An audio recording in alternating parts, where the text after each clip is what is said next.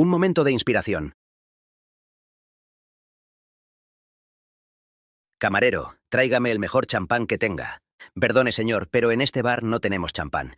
Ya me lo imaginaba. Ponme una cerveza. Es que llevaba meses soñando en el momento en que podría decir estas palabras. Me imagino que pretender que en un bar lleno de putas y macarras, en el centro del Raval, haya champán del bueno, es un poco iluso por mi parte, pero tenía que decirlo. Cojo la mochila, la pongo entre mis piernas y me echo a reír. Mientras tanto, el camarero me pone la cerveza mirándome con desdén. Lo único que me duele de toda esta historia es tenerme que reír solo, aunque es un precio que pago gustoso. Es curioso cómo la vida, a veces, te cruza estas oportunidades en tu camino, y lo único que se necesita es valor para utilizarlas, que no es poco. Un señor gordito y calvo, tirando a mulato, deposita un periódico junto a mí en la barra, y por un momento mis reflejos quieren alcanzarlo. Tantos meses de atención constante a las páginas de actualidad han dejado mella en mí, pero era absurdo, hacía ya tiempo que no decían nada del caso Pastor. Me toqué con la mano derecha la cartera, no se notaba, pero yo lo sentía. Parecía vibrar junto a mi corazón ese billete de avión, destino. Kuala Lumpur. Mañana por la noche todo quedaría muy lejos. Como lejos parece quedar ya ahora ese lunes de abril. Esa mañana me levanté con resaca. El día antes había estado bebiendo con unos amigos y la edad ya no perdona. No es que sea mayor, pero a mis 30 años un poquito de alcohol, quizá no tan poquito, me pueden provocar un despertar de perros, pero no pasa nada. Un analgésico, un par de cafés cargados, una buena cagada y... ya estoy listo para enfrentarme a otro rutinario y asqueroso día. No es que tuviera de qué quejarme, pero me quejaba. Es cierto que ganaba un buen sueldo y tampoco se puede decir que trabajase 16 horas al día, pero en el fondo, la felicidad es relativa a tus sueños, ¿no? Y yo soy un gran soñador. Es muy difícil que la vida llegue nunca a saciar mis expectativas. El mundo es tan grande y mi vida tan corta que cada minuto desperdiciado en esa mierda de trabajo me parecía un minuto asesinado. En el fondo era como si cada vez que me levantara para no hacer nada interesante me estuviera suicidando un poquito. ¿Quién me iba a decir a mí que ese día iba a cambiar mi vida? El día estaba lluvioso y el cielo de ese color gris mierda que solo puede tener en una gran ciudad. El asfalto húmedo y oscurecido por una lluvia de madrugada parecía insultarme. Tenía la sensación de que todo el mundo me miraba mal, incluso el señor rojo dibujado en el semáforo. Ahora, en la distancia, me río. Este va a ser un mal día, me dije en ese momento. Lo primero que tenía que hacer esa mañana era meterme en un banco. Estábamos a primeros de mes, eso quería decir que me pasaría una hora haciendo cola y todo para cobrar un miserable cheque, que no era ni para mí.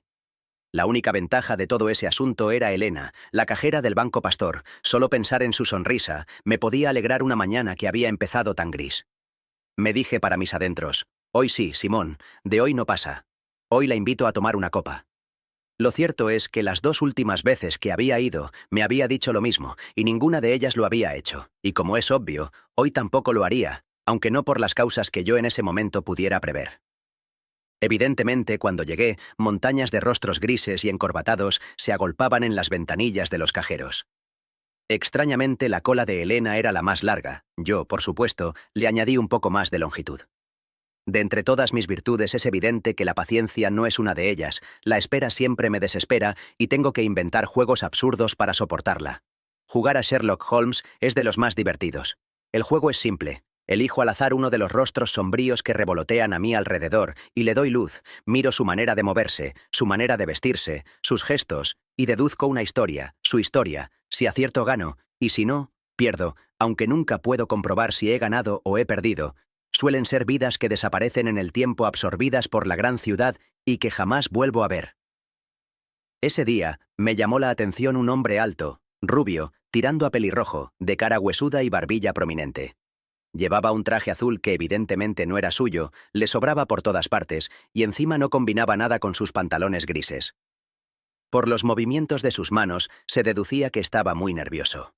Una nuez extremadamente exagerada, que no paraba de tragar, y unos ojos que parecían vigilarlo todo, acababan de redondear una sensación que rozaba la histeria. Mientras avanzaba a pequeños pasos hacia Elena, imaginaba una historia que justificara sus nervios. Lo primero era ponerle un nombre. Tenía cara de Raúl. Esos ojos claros y esa piel marcada, que en su adolescencia debió parecer los montes del Olimpo de tantos granos que la surcaron, me hacían pensar que era del norte, Quizás extranjero, inglés o irlandés, muy probablemente. Posiblemente un joven empresario que había gastado todos sus ahorros en un negocio y ahora todo dependía de que ese talón que llevaba bajo la chaqueta tuviera fondos. Seguramente esa era la causa de sus nervios. Hay que ver qué poco teatral que soy. Hubiera sido mucho más divertido que los nervios de Raúl fueran debidos a que estaba a punto de atracar el banco. Mi subconsciente esbozó una sonrisa. Ya sería divertido ya. Traería un poco de emoción a un día tan aburrido. Ya me lo dijo un día mi padre. Simón, ves con cuidado con lo que deseas. De repente una explosión. Todos al suelo, me cago en la puta. Un señor de tez morena, bajito y fornido, golpeaba sin piedad con la culata de una recortada en la mandíbula a un guardia de seguridad. Raúl, por su lado, sacó una automática y, entre gritos histéricos, empezó a amenazar a todo el mundo, obligándonos a estirarnos en el suelo. La mesita de propaganda que quedaba junto a mí me impedía ver bien lo que estaba sucediendo, pero por los ruidos y los gritos, deduje que mientras Raúl se encargaba de mantenernos a todos bien quietecitos, el moreno había entrado detrás de las cajas y obligado a un cajero, que por suerte no era Elena, a abrir la caja. Un chico joven con pinta de yuppie engominado y con cara de asustado me miraba incrédulo al ver que sonreía. Un poco de diversión en una mañana gris no vendría mal, total. Nunca le he tenido mucho cariño a los bancos y siempre he soñado en asaltar uno, solo que soy un ser demasiado pacífico para atreverme a un hecho que podría acabar con daños a otras personas. Esperaba que Raúl y su amigo pudieran salirse con la suya y huir con el dinero. Pasado mañana todo sería una anécdota para contar a los amigos junto a unas cervezas. Mientras mi mente circulaba por esos derroteros, una ley universal entraba en funcionamiento. La ley de Murphy. Si algo puede salir mal, seguro que sale mal. Alto, no se muevan. Seguramente iban a decir más cosas, pero los disparos empezaron a sonar. Me gustaría haber podido ver mejor lo que allí sucedió, pero yo, como el resto de las personas, estaba más preocupado en intentar hundir mi cabeza bajo mis manos que en curiosear sobre todo ese estropicio que estaba ocurriendo. No sé cuánto duró, pero a mí me pareció una eternidad, al cabo de la cual el silencio volvió a reinar en el banco. Durante unos minutos que me parecieron horas, solo los jadeos de Raúl y su amigo resonaban en el lugar. Creo que fui de los primeros que me atreví a levantar un ojo. Al yuppie de la derecha le había estallado la gomina y su cabeza parecía un jardín de cactus, pero lo que realmente me asustó es que justo en la mesita de nuestra izquierda 3 agujeros de bala parecían humear todavía. Joder, pensé, nos ha venido de poco. La pregunta que me hacía yo, y me imagino que el resto de los allí presentes, era ¿qué coño había sucedido? Aunque lo cierto es que me lo podía imaginar. Seguramente un policía, o un guardia de seguridad, o algún subnormal armado se creyó Harry el sucio e intentó detener a los villanos. Lo que quedaba en ese momento por saber era el resultado final de la imbecilidad del Harry de turno. Lo que sí quedaba patente, ya en ese momento, es que eso no iba a ser una simple anécdota que me alegrara esa mañana. «¿Qué hacemos?», dijo uno de los atracadores, creo que era Raúl. El moreno dejó pasar unos segundos tras los cuales solo pudo exclamar un contundente «mierda», un mierda, que solo fue el principio de toda una retahíla de improperios, insultos y maldiciones. Y no era para menos el golpe perfecto, se acababa de convertir en el desastre perfecto. Fue en ese momento en el que una idea en un principio sutil empezó a florecer en mí. Al comienzo solo era una cuestión de supervivencia que surgió como respuesta a una pregunta. ¿Cómo salir vivos de aquí? Era evidente, para mí, que ese último accidente nos había situado a los atracadores y a mí en el mismo bando. La última cosa que quería ver era una especie de equipo A entrar pegando tiros en plan película americana, para mí. Y creo que para el resto de nosotros, lo que más nos interesaba era o que Raúl y su colega se rindieran o que se salieran con la suya. La primera parte del plan se basaba en intentar que se rindieran, pero al mismo tiempo ya mi mente estaba perpetrando una segunda parte, por si acaso no conseguía convencerlos. Cuando levanté la cabeza, Raúl, aun con todos sus nervios, parecía el más sereno de los dos. Estaba sentado junto a la puerta controlando el exterior, mientras su compañero daba vueltas sin parar como un león enjaulado. «Perdón», me atreví a decir. El silencio pareció hacerse más profundo de lo que ya era. Creo que mi tímida intervención hizo callar hasta los pensamientos de los presentes. «Perdón», volví a repetir. Los dos me miraban como anonadados, y como no contestaban, yo proseguí con mi intervención. Perdonen que les moleste, pero a no ser que decidan salir corriendo, esto parece que va para largo. Y yo me preguntaba si nos van a tener mucho rato estirados en el suelo. Justo en ese momento, como si no fuera ya bastante difícil intentar hablar con alguien armado y con los nervios a punto de estallar, le añades como 20.000 coches de policía con las sirenas a todo trapo, entrando derrapando y chirriando ruedas en la calle. Recuerdo que pensé: los que faltaban, el séptimo de caballería con las trompetas y los indios incluidos, ¿no me habré metido en un concurso de subnormales por error? Y si esos dos estaban nerviosos antes, imagínate ahora. Llegué a pensar que me iban a pegar un tiro. Por suerte, para mí, lo que estaba sucediendo fuera parecía preocuparles más que yo, y salieron disparados hacia las ventanas. Mi nueva posición de rodillas me dio perspectiva suficiente como para hacerme una idea de lo que había y estaba sucediendo. Debía haber unas 20 personas tiradas en el suelo, de los cuales más o menos unos 10 eran jóvenes de los que no me iba a preocupar por ahora. Elena estaba llorando, tenía sangre en el brazo derecho. Pero no era el suyo el único llanto que se escuchaba en el lugar. Una mujer de edad avanzada yacía junto a dos niños que deberían tener unos 8 y 12 años. La niña de 12 años ahogaba su sollozar en el brazo de la que supongo era su abuela. El niño, en cambio, era junto a mí, y un señor de unos 50 años, los únicos que parecíamos tener más curiosidad que miedo. Dicen que la curiosidad mató al gato. Afortunadamente yo no soy un gato. ¿Qué hacemos?, volvió a repetir el moreno. Pensar, dije yo, y enseguida me arrepentí de haberlo dicho porque el moreno se abalanzó sobre mí y me propinó una soberana patada en el estómago que me hizo rodar hasta la pared. No te hagas el listillo, chaval. No es lo que pretendo, respondí como pude, pero no sé si os dais cuenta que ahora todos estamos en el mismo bando. ¿Qué quieres decir? Me imagino que a nadie de aquí le interesa un comando de fuerzas especiales pegando tiros. Hace un momento ha venido de poco que no me mandáis al otro barrio sin ni tan siquiera enterarme. No quiero volver a oír ni un tiro más. Eso va a depender de los de allí afuera, añadió Raúl. La conversación estaba subiendo poco a poco el tono. Tenía que encontrar una manera de relajarlos, si no sería imposible dialogar con ellos. Yo no debía ser el enemigo. Había sangre en el suelo, justo en la entrada, y el guarda de seguridad que golpeó el moreno al comienzo de esta función no estaba. Todo parecían ser malos augurios. ¿Quién ha sido el subnormal que se ha liado a tiros? ¿El guardia de seguridad? Y entonces intervino el señor de pelo blanco, que parecía ser, junto con el niño, el único que no estaba a punto de echarse a llorar. No. Pedro no ha sido. Él no ha empezado. Él solo ha recibido. ¿Es suya esa sangre? Fue un accidente. Se apresuró a intervenir el moreno. Nosotros solo nos defendimos. Tienen razón, contestó el viejo como lamentándolo. La culpa fue de una pareja de la Guardia Civil. Debieron ver algo sospechoso y entraron. Quizás se asustaron. No sé. La cuestión es que se liaron a tiros. Pedro reaccionó al tiroteo sacando también una pistola que llevaba escondida en el tobillo y salió corriendo hacia la puerta disparando hacia atrás, y un disparo lo alcanzó.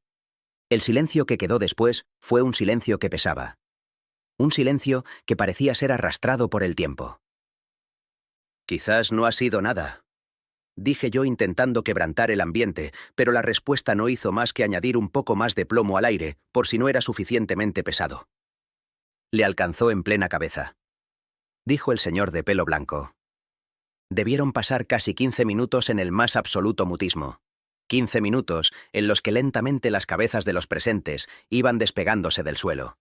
Unos apoyaban el cuerpo sobre los codos, otros se recostaban en las paredes y todos parecían ir tomando conciencia de la situación. Los atracadores parecía que se iban calmando, pero la situación no era alentadora, estaban cambiando la histeria por la desesperación.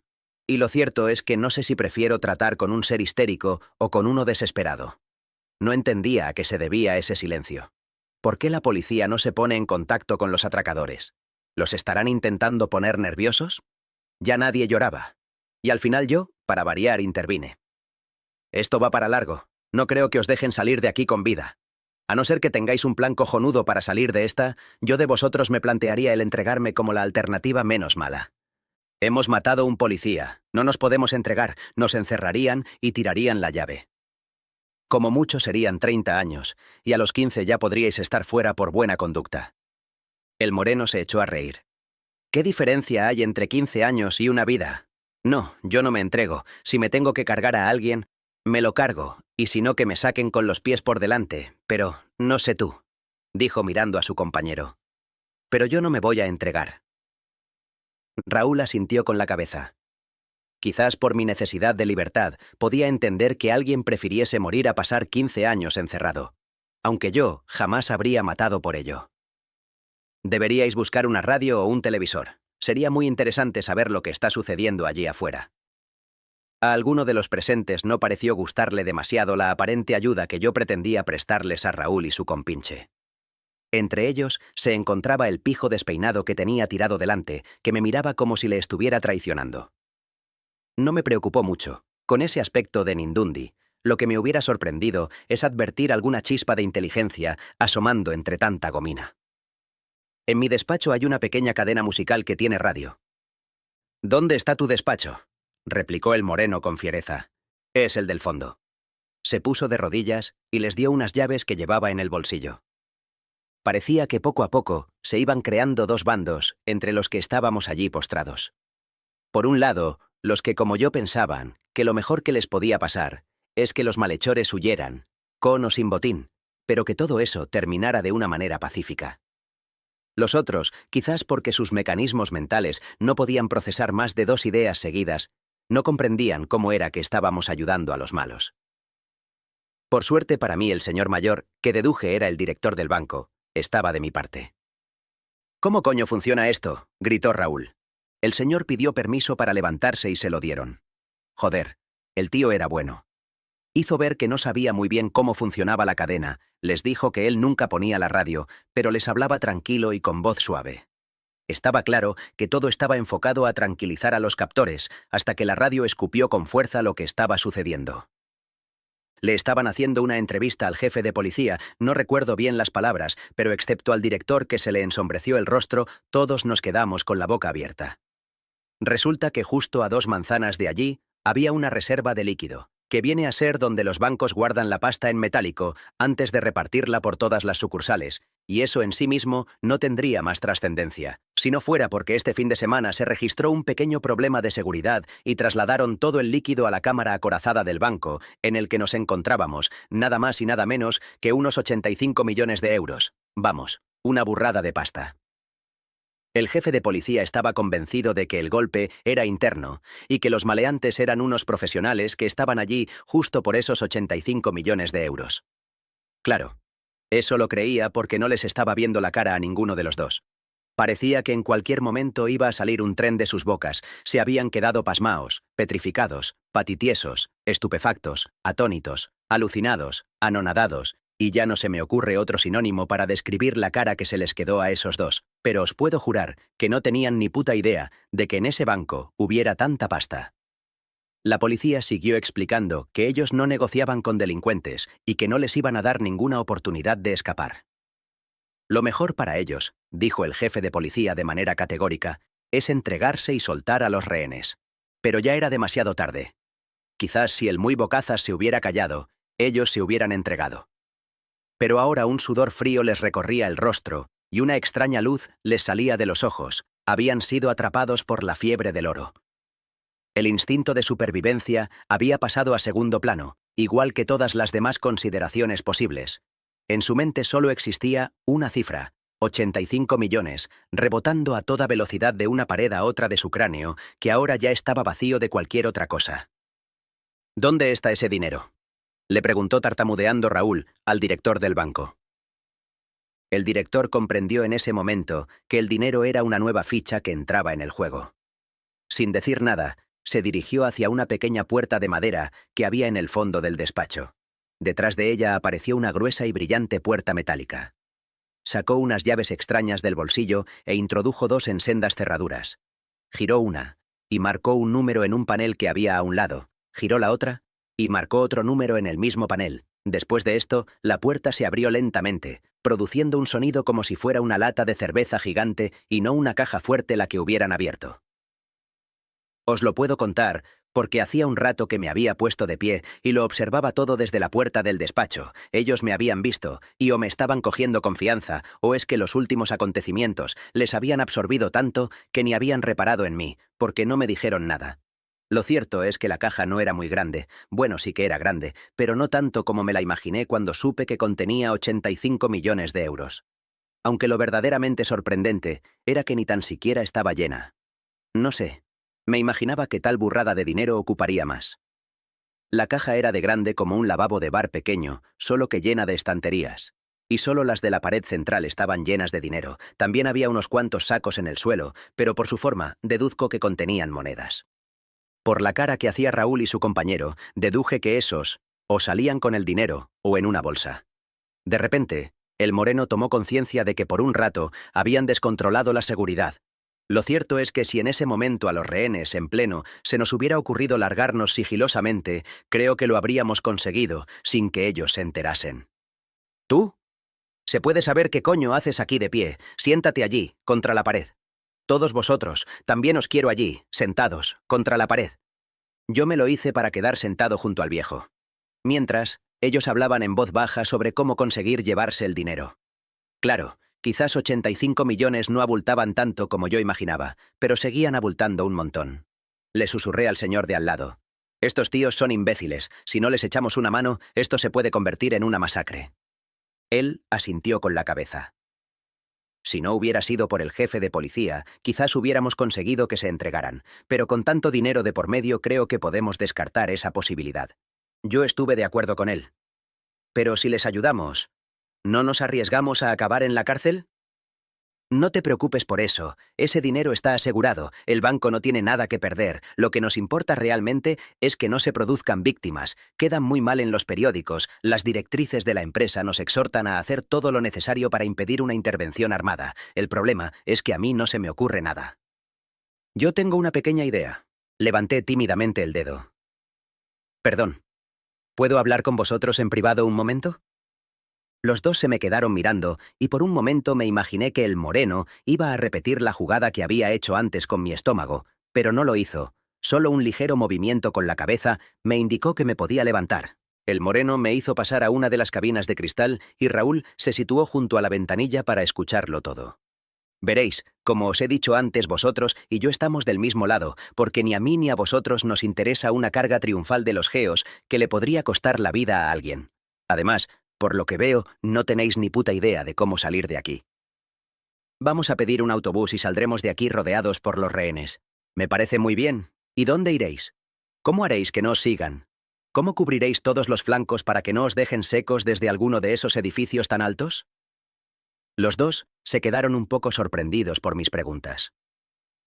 ¿Y tú cómo lo harías? Pensad que lo hagáis como lo hagáis, la cosa es peligrosa. Yo os ayudaré, pero solo con vuestra promesa de que si las cosas se ponen chungas, os rendís y hacéis todo lo posible para que nadie salga herido. Ellos asintieron, y yo se lo conté todo. Los dos asentían con la cabeza. Realmente, llegué a dudar que comprendieran la totalidad de lo que les estaba contando, pero lo cierto es que a ellos no se les ocurrió nada mejor. Quizás por necesidad o por estupidez. Pero cuando acabé de contarles todo el plan, ellos confiaban plenamente en mí. Creo que en ese momento, aunque de una manera sutil el que mandaba en el banco era yo, y así empezó todo. De entrada allí había demasiados rehenes para trabajar con ellos de manera eficaz. Con 8 que nos quedáramos habría suficiente, de tal manera que había que soltar a 12. Yo elegí a cuáles había que soltar y a cuáles no. Eso sí, en cualquier momento la decisión tenía que parecer de nuestros captores. Saldrían los más asustados y los más molestos, la abuela con sus 2 nietas, el cabeza de gomina, Elena. Ella era la única que estaba herida, y unos cuantos más. El señor de pelo blanco se quedaba conmigo. Él se quedaría con el segundo grupo. Le expliqué por encima cuál era mi plan y el acuerdo al que había llegado con Raúl y su amigo, y le pareció bien. Pasamos todos unos segundos repasando mentalmente todos los pasos que debíamos dar y acumulando la entereza necesaria para lanzarnos a un plan improvisado con todos los números para que saliera mal. A mí me había tocado ser el maestro de ceremonias. Bueno, más que tocarme, este papel me lo adjudiqué yo, pero es que no me fiaba de nadie para lo que se tenía que hacer. La primera parte era salir fuera y explicar a la policía que íbamos a dejar salir a 12 rehenes. Joder, ya hablo como si yo también fuera uno de los atracadores. Bueno, la cuestión era hacer quedar fatal al jefe de policía y que los atracadores parecieran unos pobres corderitos que se habían extraviado del rebaño. Lo cierto es que ni yo me creía que lo consiguiéramos. Pero había que intentarlo. Era fundamental para que el plan saliera adelante sin que hubiera tiros. En cuanto abrí la puerta del banco y salí fuera con los brazos en alto, me pareció sentir como miles de cañones se clavaban con fuerza en mi pecho. Por un momento, llegué a pensar que me confundirían con uno de los atracadores y que se liarían a tiros conmigo, pero no lo hicieron. Justo en el momento en que la adrenalina dejó de empujar con saña la sangre hacia mis oídos, permitiendo que pudiera volver a escuchar mis pensamientos, empecé a desarrollar mi plan. Lo primero era localizar a la prensa. Enseguida la encontré. Se había congregado toda en el extremo derecho de la calle, estaban aislados, pero no lo suficiente como para no oír o ver todo lo que pudiera suceder en la puerta del banco. Luego localicé con rapidez mi segundo objetivo, un coche de policía aparcado justo en posición para salir de la calle sin tener que mover ningún otro. Mientras analizaba toda la situación y calculaba mentalmente lo que tenía que decir, me di cuenta de que ya llevaba casi 3 o 4 minutos parado allí afuera con todo el cuerpo de policía expectante. No disparen, soy un rehén. Ya ves qué tontería. Después de tanto tiempo les pido que no disparen. Unos policías desde la izquierda me hacían señales para que corriera hacia ellos, pero yo ni me movía ni hablaba. Tantos ojos y tantos cañones apuntándome me tenían el gaznate paralizado. Sabía que era lo que quería decir, incluso como lo quería decir, pero en medio de ese silencio de armas encañonándome, no se me ocurría cómo empezar. Abrí la boca hasta 4 veces, pero no salió nada de ella. Llamadle miedo escénico si queréis. Pero tenéis que reconocer que si hay una situación en la que la expresión miedo escénico adquiere un significado más puro, esa tiene que ser esta, donde una mala crítica equivale a que más de 100 agentes descarguen sus cargadores en mi pobre cuerpecito, que aunque no es gran cosa, es el único que tengo, ¿sabéis? «Sal de en medio, hijo. Escapa», gritó el que parecía el jefe con un enorme megáfono. Cuando le vi la cara con ese bigote frondoso y esas cejas tachando ese rostro de fachas, arrugado por la mala leche, moviendo el brazo como un imbécil como si espantara moscas, me cabreé. ¿Pero se podía ser más tonto? No, grité con fuerza para que me oyeran todos, y ahí sí que no se me quedó nada por decir, me salió del alma. Ese pedazo de hijo de puta estaba preparando una carga de la brigada ligera, por eso me pedía que me apartara, justo cuando iban a soltarse 12 rehenes, lo dije todo, y no es porque lo diga yo.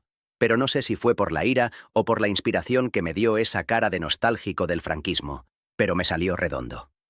Primero acusé a los 2 guardias civiles de haber provocado esa situación al actuar sin pensar, luego arremetí directamente contra él y expliqué a todo el mundo cómo los maleantes estaban a punto de rendirse justo en el momento en que él cometió la irresponsabilidad de contar por la radio que dentro del banco habían, nada más y nada menos, que 85 millones de euros, pero en cuanto hice que la prensa prestara atención a esas 2 furgonetas que se encontraban en segundo plano de las que asomaban las cabezas encapuchadas de unos señores armados con fusiles de asalto. Con la clara intención de tomar el banco por la fuerza, se hizo un murmullo general. Para colmo, despotriqué por la falta de un negociador en condiciones, y acusé al jefe de policía de tener más ganas de recuperar el dinero que de salvar nuestras vidas. Suerte, dije condescendientemente, que desde dentro del banco, un grupo de rehenes, hemos tomado la responsabilidad que debiera corresponder a la policía y estamos tratando de negociar con los secuestradores para tranquilizarlos y lograr que esto se solucione con el máximo de velocidad y el mínimo derramamiento de sangre. Cuando acabé de hablar, las manos me temblaban, y aunque luego me dijeron que nadie lo notó, yo tuve la sensación de haber estado titubeando todo el rato. Se creó un silencio que se podía cortar con un cuchillo. Todo el mundo estaba expectante, como esperando que dijera algo más, y yo no me daba cuenta que me había olvidado de decir justo lo que salía a decir. Tengo que agradecer al señor jefe de policía que me recordara porque había salido que, si no igual me hubiera devuelto para adentro sin decir nada. Salga usted de en medio y hágalo rápido. Deje estos asuntos para los profesionales, con esa gente sabemos con certeza que no se puede negociar. Es usted un iluso si cree que puede conseguir algo. Bueno, no sé cómo le llamará usted a esto, pero yo no he salido aquí afuera para darles un sermón.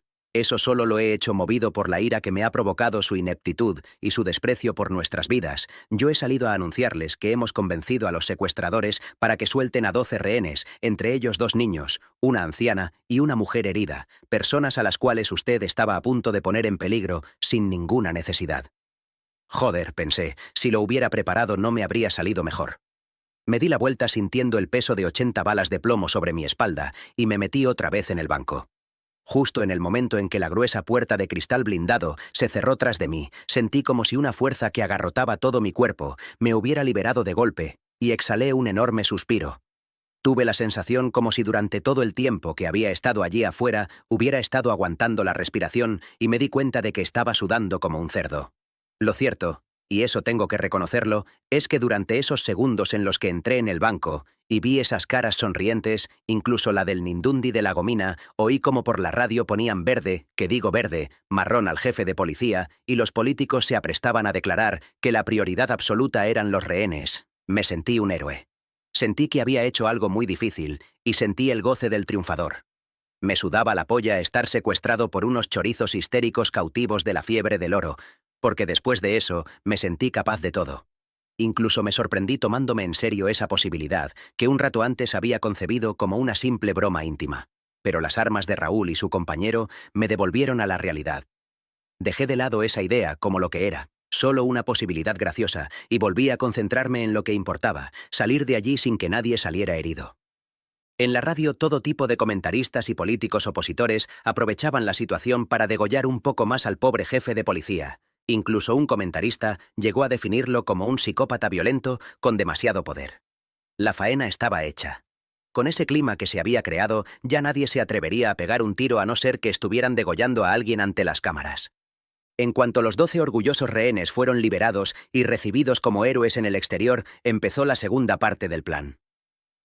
Aprovechamos ese momento de júbilo y victoria, gozado por casi todos, excepto por el jefe de policía, que seguramente lo concebía todo como una derrota personal o una conspiración judeo-masónico-comunista para acabar con su reputación, para salir el primer grupo y aprovechar así la sorpresa. Casi ni se dieron cuenta de que 5 personas salíamos a la calle cargadas con enormes sacos y una de ellas con la cara tapada y esgrimiendo un arma en una mano y un móvil en la otra. Me tocó chillar 3 veces antes de que los allí presentes me prestaran atención. «Hey», dije mientras nos dirigíamos directamente al coche de policía que había controlado en mi anterior salida. La cosa va así. Ese señor de allí adentro cree que la única manera que tiene de salir de aquí es demostrar que es capaz de matar a alguien, pero le hemos convencido de que primero probara otras posibilidades. El móvil que lleva Raúl en la mano está en comunicación abierta con otro móvil que tiene su compañero en el banco. Requirió el atracador a mi oído. ¿Qué pasa? Yo no me llamo Raúl. ¿Y eso qué más da ahora? Le respondí siseando y volví a dirigirme a mi armado público. Lástima de la R, ¿eh? Si la comunicación se interrumpe o Raúl le avisa que nos están siguiendo en helicóptero o en coche, el otro sabrá que el plan ha fracasado y optará por su método mucho más violento. «¡Coño! ¿Qué pasa?», dice otra vez siseando hacia atrás. «Deja de darme golpecitos con la pistola en el hombro que me pongo nervioso, joder». «Es que yo no me llamo Raúl», pareció suplicar el atracador. Luego, le respondí, y seguí con mi discurso. En cuanto lleguemos a un lugar seguro y nadie nos haya seguido, Raúl le dirá a su compinche que venga y el proceso será el mismo, pero al revés. Suerte que terminé ya, porque Raúl me estaba poniendo de los nervios dándome golpecitos con la pistola en la espalda. No hay que olvidar que por muy familiarizados que estemos ya con las armas de fuego, gracias a las películas americanas, no dejan de ser máquinas para matar señores, y eso a mí me pone muy nervioso. Nos metimos todos en el coche de policía, mientras los agentes nos miraban atorados y buscaban en su jefe una respuesta.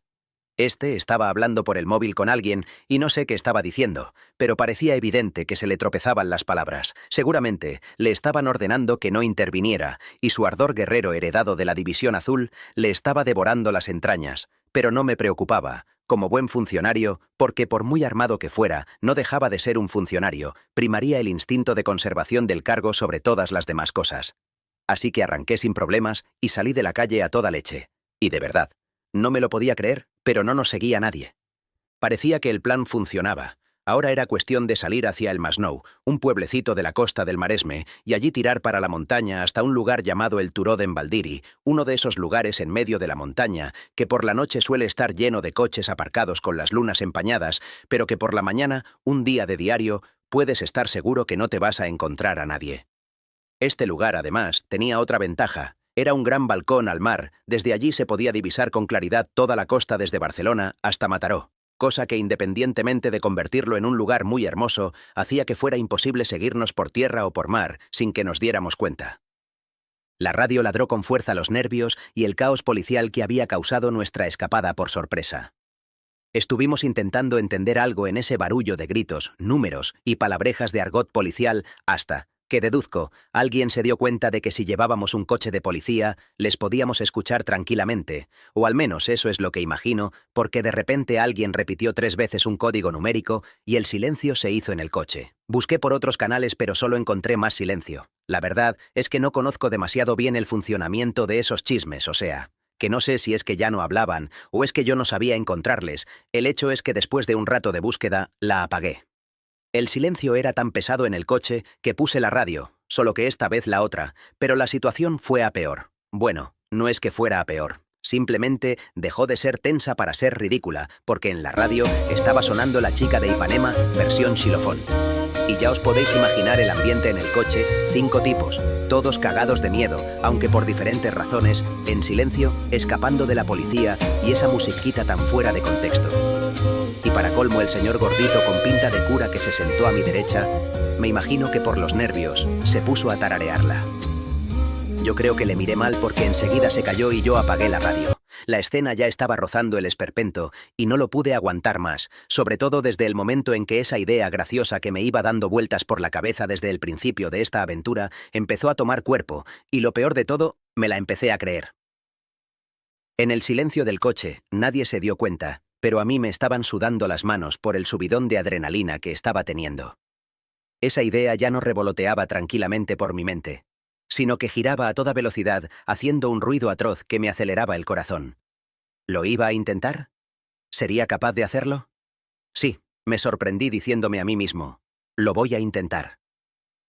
Durante el transcurso de esos 20 minutos que hay entre la Plaza Glorias y el Masnou, mantuve mis dientes apretados y mis manos contraídas en el volante. No quería que se notaran mis nervios, aunque en el fondo tampoco era tan extraño estar nervioso. Al fin y al cabo estaba siendo secuestrado, ¿no?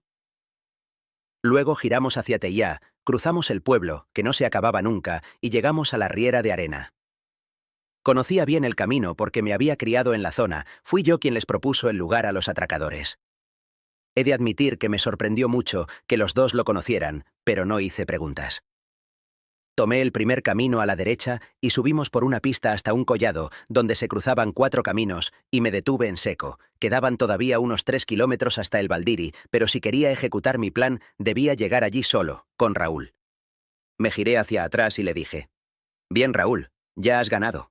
Como puedes ver, nadie nos sigue. El plan está saliendo bien, debes dejar que ellos se marchen». Hablaba con tranquilidad, vocalizando mucho para no titubear y escondía las manos en el respaldo para que no viera cómo temblaban. Raúl me miró como asombrado. «Ni hablar, os venís todos conmigo hasta el Valdiri». «No», dije yo categóricamente.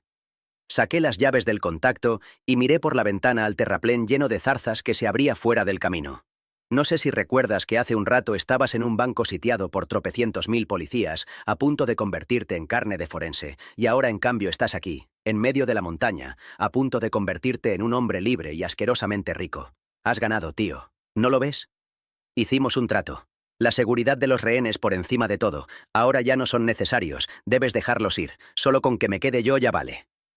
Pero podrían seguir al turco, o ellos podrían llamar a la pasma y decirles dónde estamos. Mira, amigo, si siguen a tu compañero es que son imbéciles y el plan ha fracasado, se van a liar a tiros. Por eso cuanta menos gente haya para recibir mejor, ¿no? Y por otra parte, si los dejas aquí, ellos se meterán en el restaurante que hay aquí abajo y esperarán a que todo termine, y te puedo garantizar que lo harán así, porque si no lo hacen seguramente, yo y los 4 rehenes que vienen con tu amigo lo llevaremos muy crudo. ¿Verdad que haréis lo que he dicho? Los 3 afirmaron con la cabeza. Pero no se atrevieron a decir nada. Me imagino que no lo entendían, pero que ya les iba bien la dirección que estaba tomando el asunto. «No», dijo Raúl, esgrimiendo la pistola. Yo abrí la puerta muy mosqueado. «O vamos para arriba tú y yo solos o no va nadie», dije agarrando las llaves como si las fuera a lanzar al terraplén. Dios, qué órdago acababa de lanzar.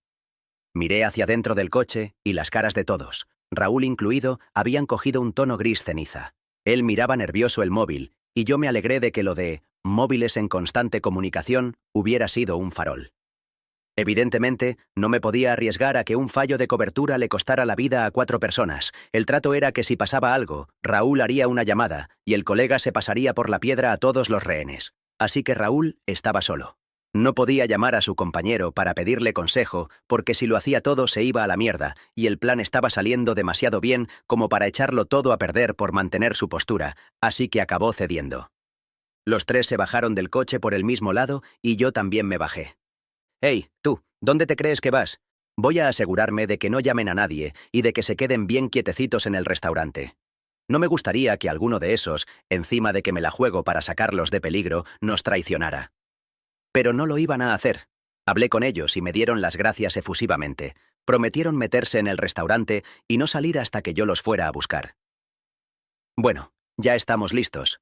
Ahora solo nos queda subir ahí arriba y esperar a tu compañero. Lo que pasaba en ese momento en el banco, como es obvio, no os lo puedo contar de primera mano, pero tanto yo como la mayoría de la gente de este país nos hartamos de verlo durante semanas por televisión. El jefe de policía esta vez no se iba a dejar engañar. Se argumentaba a sí mismo que el primer grupo solo se le había escapado porque él lo había permitido. No era necesario seguirles y arriesgar sus vidas en una acción precipitada. En cambio, el segundo grupo no se le escaparía. Había puesto micros y localizadores en todos los coches de los alrededores y había montado, por si acaso, todo un complejo entramado de coches y agentes convenientemente camuflados para vigilar todas las salidas de la ciudad. Al cabo de 25 minutos, tal y como habíamos estipulado que se hiciera, si no se recibía ninguna llamada, el compañero de Raúl fingiría que le decían algo por teléfono y empezaría su huida. Esto haría pensar a la policía que el lugar donde habíamos quedado estaba dentro de un radio mucho más cercano del que en realidad estábamos. Las 5 personas salieron a la calle, pero esta vez, al revés de lo que sucedió con nosotros, todos los estaban esperando. Me admiró la entereza con que el director del banco se comportó. Parecía un pastor dirigiendo su rebaño a través de una jauría de lobos. Por su lado, el jefe de policía, al contrario de en nuestro caso, esta vez sonreía plácidamente. Todo estaba controlado. Seguro que creía que no se iban a escapar. Primero vio cómo no se acercaban a ningún coche de policía, rompían el cordón policial y se iban caminando calle abajo, pero no dejó de sonreír. Él ya había previsto que no usaran ninguno de los coches cercanos en previsión de que llevaran localizadores, pero sí dejó de sonreír cuando vio que los 5 hombres se metían en el metro. ¿Unos atracadores huyendo en metro? ¿Y encima con rehenes? No podía ser. La prensa intentó correr para seguirlos, pero el director del banco les lanzó una amenaza bien clara. Si nos sigue alguno de vosotros, nos matan. El jefe reaccionó con velocidad. En esa estación paraban 2 líneas, así que ordenó que se llenaran de agentes de paisano las 4 estaciones siguientes a esta en todas las direcciones. Al mismo tiempo, 2 mujeres policía, convenientemente vestidas de pacas que vienen del mercado, se introdujeron en la estación unos minutos después para visualizar todas las cintas de los andenes a ver en qué tren se metía el grupo. Después de 10 minutos de espera infructuosa, a una de las agentes que evidentemente superaba la media de inteligencia de sus compañeros, le asaltó una sospecha. «Por favor, ¿puede rebobinar 10 minutos las cintas de todos los accesos a la estación? Pero nos han dicho que vigilemos los andenes», le riñó su compañera, pero la agente en cuestión no le hizo caso y gracias a ello encontró lo que buscaba, y gracias a Dios lo encontró demasiado tarde. Allí estaban 5 hombres saliendo tranquilamente por el otro extremo de la estación, por una boca que daba a la calle de abajo. Tan solo 200 metros separaban una boca de la otra, pero entre ellas había un muro de edificios de 8 plantas que les regaló el total anonimato. Por suerte para el moreno y sus rehenes, la hora de la cinta indicaba que eso había sucedido 12 minutos antes, es decir, con tiempo de sobras para esfumarse. Todo esto se le había ocurrido al director, que aparcaba siempre el coche en un parking situado en la calle de abajo y que en alguna ocasión, cuando por algún motivo llegaba tarde para ganar tiempo, pagaba y atajaba por los túneles del metro.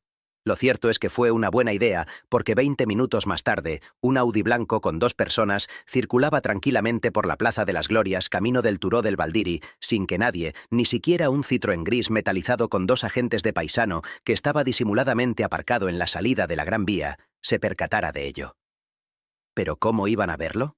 Les habían dicho que como mínimo les comunicarían la marca y la matrícula del coche que tenían que buscar.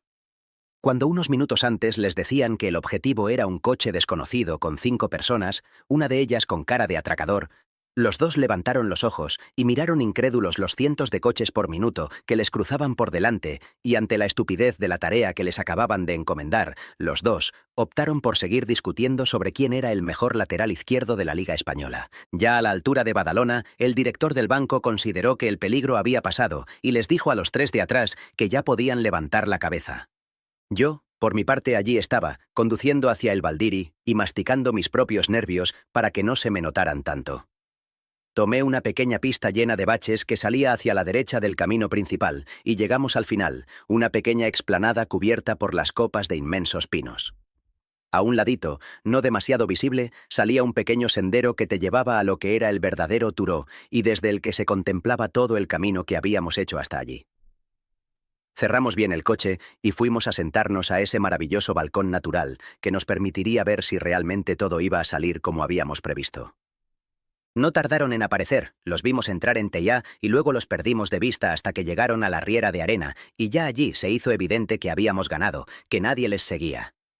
Me giré a Raúl y le dije: «¿Qué, tío? ¿Qué se siente siendo millonario?». Creo que fueron mis palabras las que le hicieron comprender que habían ganado. No pudo contenerse, se levantó y empezó a chillar. «Sí, sí, sí». «¿Qué? ¿Me imagino que querrás mirar tu dinero?».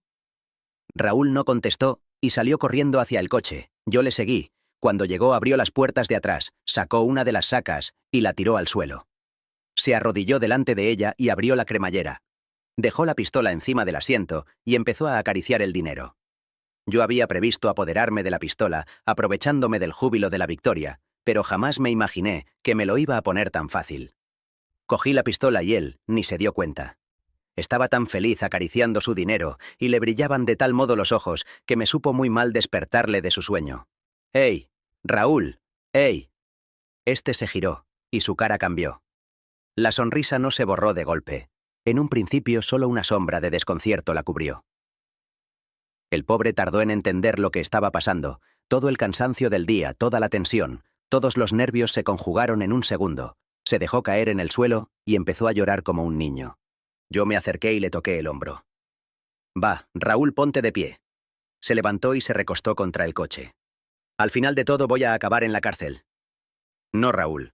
Hoy va a ser un buen día para ti, te lo prometo. No tan bueno como habías previsto, pero bueno al fin y al cabo». «¿Cómo?». «Sí, amigo. Vas a ser libre y rico, solo que no tan rico». Raúl pareció recomponerse. «¿Te vas a quedar el dinero?». «Todo no», respondí. «Una parte es para vosotros, y ahora levántate, disimula y sígueme la corriente que ya llegan los demás. Y no te preocupes, te prometo que vais a salir ganando con esto». Es curioso, pero Raúl confiaba ya a esas alturas plenamente en mí, porque sonrió y noté que esa sonrisa le salía del alma. «En cuanto desarme a tu compañero, ni se te ocurra seguir sonriendo de esa manera o se me va a notar el juego. Le dije, y él asintió con la cabeza.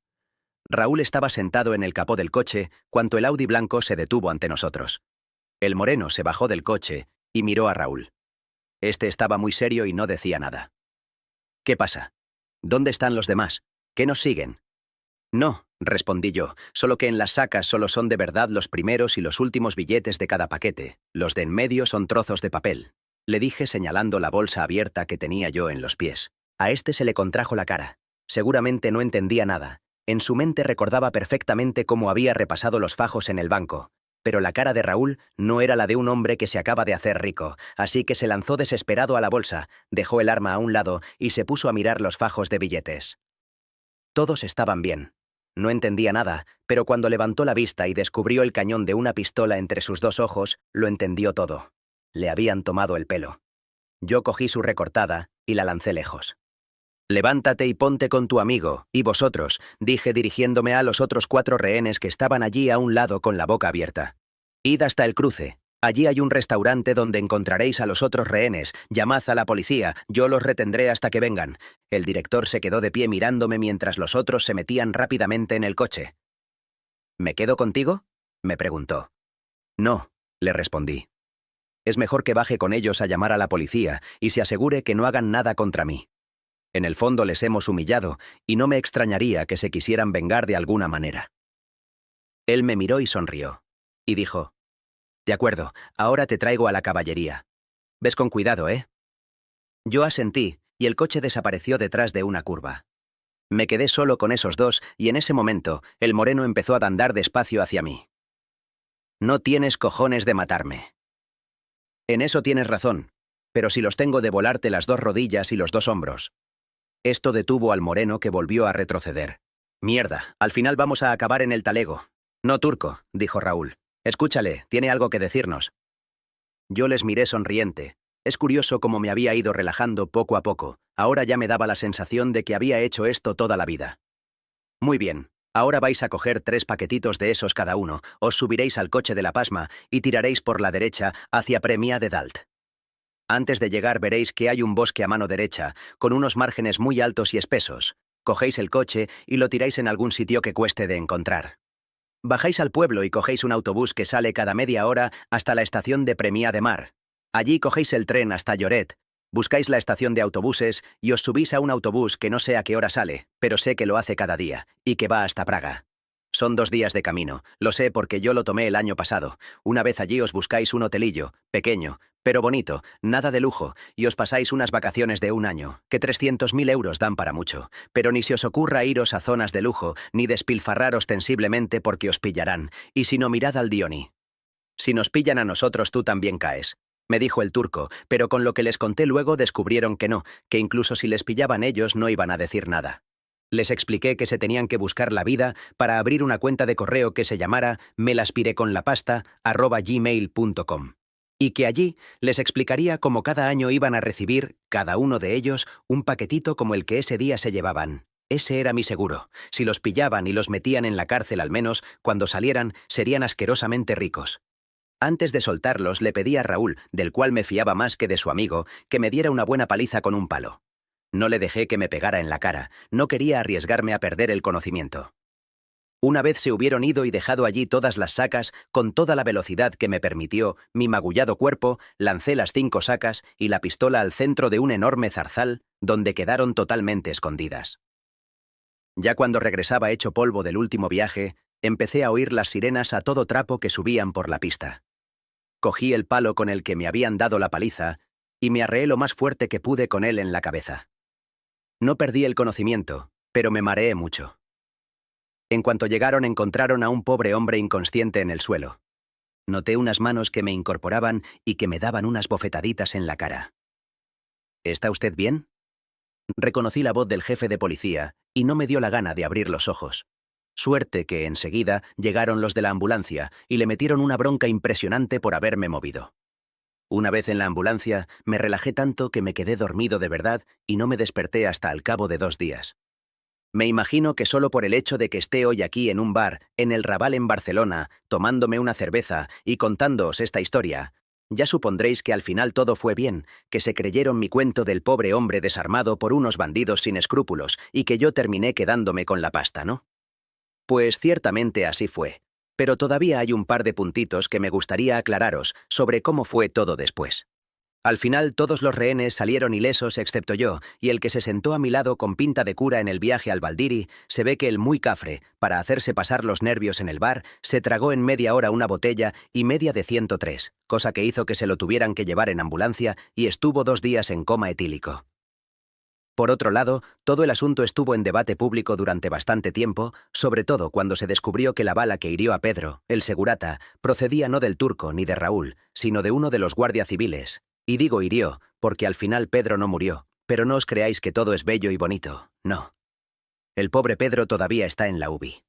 La bala se le alojó en el cerebro y no se la quitaron hasta hoy hace 2 meses, en que le pudieron hacer una operación calificada de alto riesgo que se pudo realizar gracias a la donación anónima de un desconocido que corrió con todos los gastos, pero incluso así tardará meses en salir del hospital y seguramente le quedará el lado derecho paralizado de por vida. El jefe de policía, a partir de ese día, y con toda la polémica que se organizó por su actuación, se volvió un personaje muy molesto en el ejercicio de sus responsabilidades, así que para solucionarlo, fue ascendido. La gente que descubrió cómo lo hicieron para escaquearse en el metro el turco y sus rehenes ha dejado el cuerpo y ha interpuesto una querella contra este por mobbing. En lo que concierne a Raúl y su camarada, ya me he puesto en contacto con ellos. Por lo visto, el turco se está pateando la pasta en putas y parrandas por los barrios bajos de Praga. En cambio, Raúl, que al final resultó llamándose Segundo González, parecía que estaba sentando la cabeza y se había echado de novia a una checa preciosa con la que se quería casar. Por mi parte, he de decir que hasta hoy lo he pasado fatal. De entrada, tardé casi un mes en poder salir del hospital. Allí en el Baldiri, con la adrenalina tocando el rojo, no lo noté. Pero el cabrón de Raúl se quedó a gusto dándome la paliza. En cuanto pude salir, lo primero que hice por la noche es coger un machete y subir al Baldiri. Tuve que esperar hasta las 5 de la mañana, en que la última parejita acabó de echar el polvete para poder acercarme al zarzal, pero allí estaban, 5 hermosas bolsas llenas de dinero. Durante todo el tiempo que estuve en el hospital, estuve planteándome cómo hacerlo para blanquear tanto dinero. Al final, la solución fue tan fácil como poner el asunto en manos del abogado más caro de la ciudad. Pero no todo ha sido tan simple. Yo no me he atrevido a gastarme ni un duro de ese dinero en todo este tiempo. Seguro que es paranoia mía, pero tengo la sensación de estar siempre observado. Desde ese día he seguido trabajando como si fuera tan pobre como antes, mirando detrás de cada esquina, esquivando los lugares oscuros, siempre con la sospecha de que aparecerá la policía para detenerme. No os imagináis lo duro que se hace aguantarle una bronca a tu jefe sabiendo que tienes en diferentes cuentas dinero suficiente como para comprarle la empresa 200 veces. En un principio decidí aguantar 2 años sin tocar ni un duro, pero lo siento, ya no puedo más. He hablado con mis abogados y me han asegurado que aunque me pillaran no ingresaría en la cárcel ni perdería todo el dinero, así que me largo muy lejos donde pueda vivir tranquilo y lo hago sin avisar a nadie. Tengo, aquí, en la mochila, unos calzoncillos, un traje de baño, la novela Motor Origen y un pote de bronceador. Lo demás ya me lo compraré en Kuala Lumpur. Dentro de unas horas, cuando mi exjefe venga a la obra que está en la casa de al lado y pregunte por mí, le dirán que el capataz salió a tomar una cerveza y ya no volvió. Ya les escribiré a él y a todos mis amigos una postal desde la Conchinchina, diciéndoles que estoy vivo. Por cierto, ¿dónde debe estar la Conchinchina? Sí. Después de Kuala Lumpur me iré a visitar la Conchinchina, si es que existe, claro. Un hombre entra en el bar gritando: ¿Quién ha pedido un taxi para el aeropuerto? Yo, digo emocionado. Cojo mis cosas y me voy con él. Ah, me olvidaba. Al director del banco le ingresé de manera anónima 1 millón de euros la semana pasada, creo que se lo merecía, sobre todo después de recibir una nota firmada por él en mi casa esta mañana, donde decía: gracias. No esperaba menos de ti.